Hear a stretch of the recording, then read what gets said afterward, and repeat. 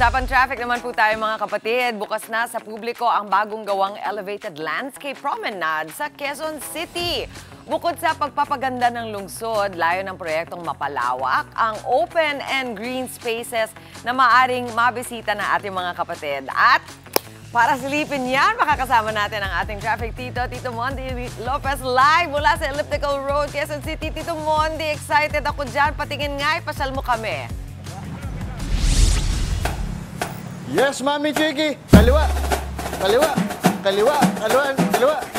Kaliwa. Kaliwa. Very good. Very good. Very good. Team commute. Ikaw. Sabay. Hey! Ano yan? Taas ang pagsaludo ko. Eto na nga. Nandito tayo ngayon sa pakita natin ako. Ito yung bagong bukas na Quezon City Elevated Landscape Promenade. Ang social na promenade. Pero sa Tagalog yan yung pinataas na tawiran na may halamanan. O, di ba? Kita naman. Ito yung sinimula noong November 11, kabubukas lang, mainit-init pa, at nagbubukas to ng 5 a.m. hanggang alas 9 ng gabi. At makikita nito, sobrang advantage ito sa mga kapatid natin na pedestrian at mga siklista kasi napakaluwag. Tapos, balikan natin pala ito. Pakita natin. Ito. Kita nyo to? Merong pa-bike ramp para pag binuhat nila yung bike, Mami Chiki. O, di ba? So, isipin mo yung bike, buhatin, tapos bike. Tapos, yan, pwede kami masyal. At ito, matatanong nyo, itong Quezon Memorial Circle natin, at pwede pa kayo, bukod sa pagtawid ninyo, pwede kayo mag-moment, di ba?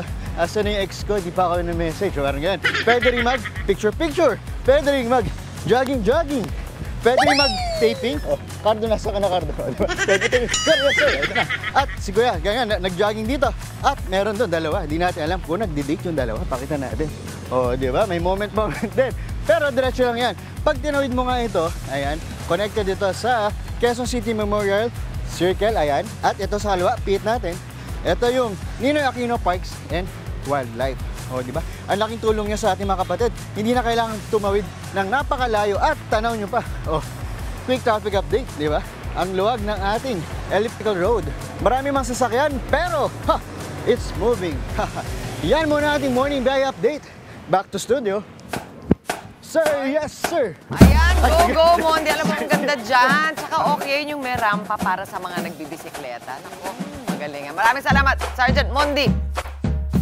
Mga kapatid, Mondi Lopez po, manatiling updated sa lagay ng trapiko sa mga pinakaabalang kalsada sa Metro Manila. Mag-follow at subscribe na sa social media pages ng News 5.